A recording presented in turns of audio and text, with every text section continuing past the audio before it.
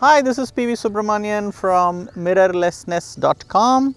I'm also the founder of Kit Karma, that's KITKARMA, kitkarma.com, India's first safe peer-to-peer equipment sharing platform, photography and videography equipment sharing platform.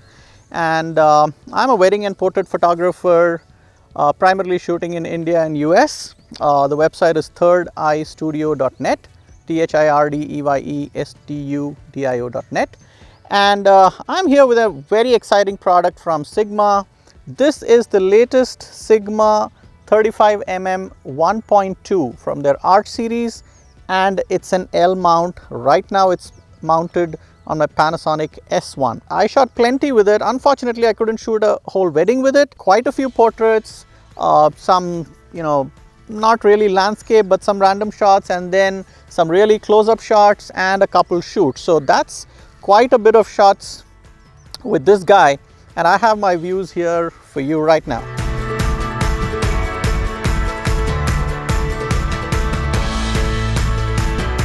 Alright, so the first question then is why a 1.2 lens and who might it be useful for?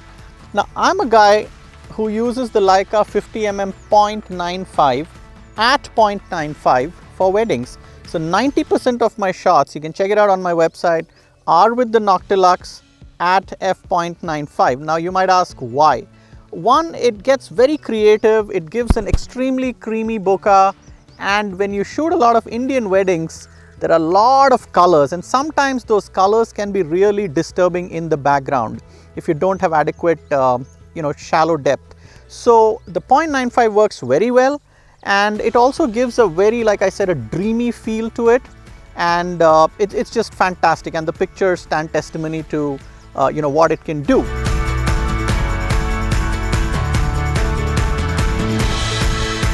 I've always felt the need for a slightly wider lens, maybe a 28mm, maybe a 35mm, so that you can cover a little more but still get that creaminess. Now that's exactly where this guy falls at 1.2. Extremely creamy bokeh, extremely sharp lens at 1.2, and I have a lot of samples for you. Check it out. Now I've used quite a few 1.2 lenses. I've used the old Canon 50mm 1.2, I've used the Voigtlander 35mm 1.2, which was manual focus. So incidentally, this is the first autofocus 35mm 1.2. So razor sharp at 1.2, extremely creamy bokeh, a beautiful fall off, and there's hardly any purple fringing. Now I was astounded. I've used the Noctilux at 0.95, even the Leica fringes, and remember that's like a $12,000 lens, right? And this guy here is about $1,500. So I was absolutely expecting it to fringe a little bit, which could probably be corrected, but then let me put some shots here against bright light, contrasty, white, black against white, white against white. I don't see any fringing, right? And I have read some other reviews where it says it fringed, but that was the Sony mount, so I don't know. But I couldn't find any fringing with this, any purple fringing with this lens, nor any noticeable distortion. But that's a lot to say about a 1.2 lens.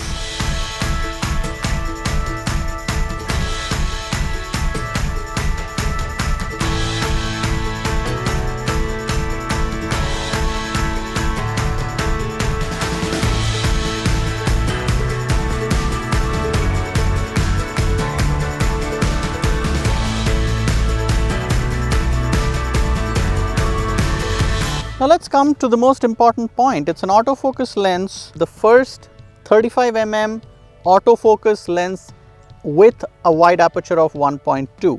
The one I've used earlier was the Voigtlander 1.2 35mm, but that was manual focus. So now this guy is extremely fast. I've used it in pretty much all focusing modes with the Panasonic. Yes, tracking, it probably misses sometimes, and on the face recognition it misses sometimes, but then if you pinpoint and put a single point focus, it's extremely fast. I really found it fast, and it really rocks on the Panasonic S1. Alright, so I'm going to test the tracking. So I'm in continuous shooting mode. I'm on the drive mode, and I'm on the face, eye, body, animal detect mode of the camera, and I'm at 1.2. So let's see, my friend here is going to walk and I'm going to shoot him. So 1, 2, go.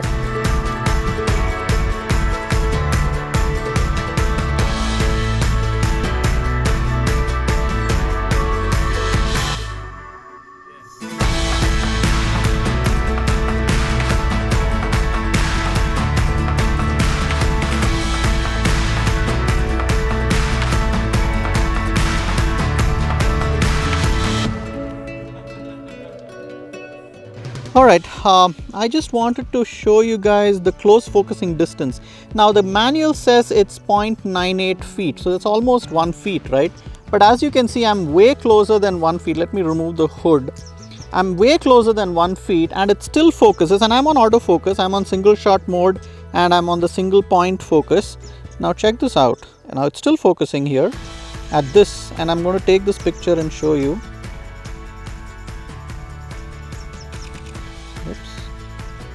All right, so there you go. Now this is what? This is where I'm focusing. That's like what, 3 to 4 inches? Now that's astounding.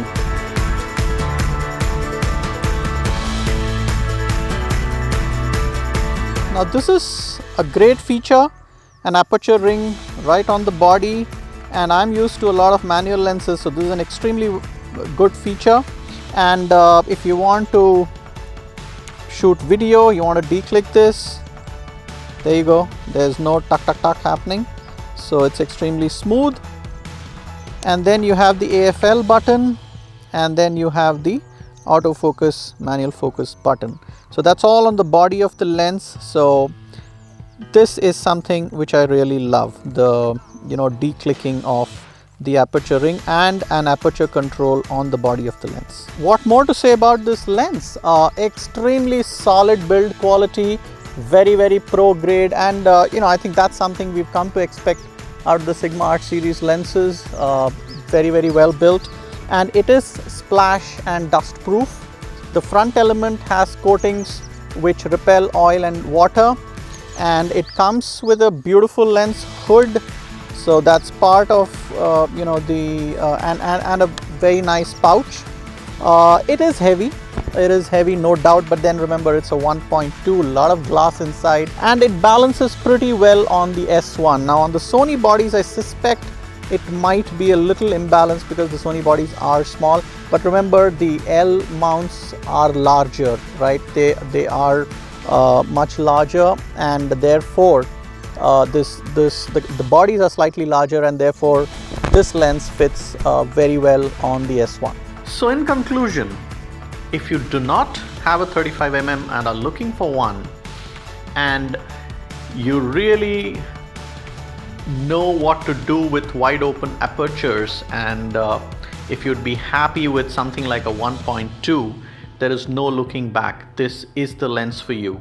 Absolutely sharp, wide open, amazing bokeh, hardly any purple fringing, very minimal distortion, fast focus, and an aperture ring on the body.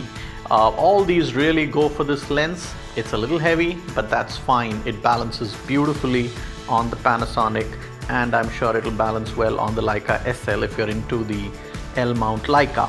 So go for it, and until next time, goodbye.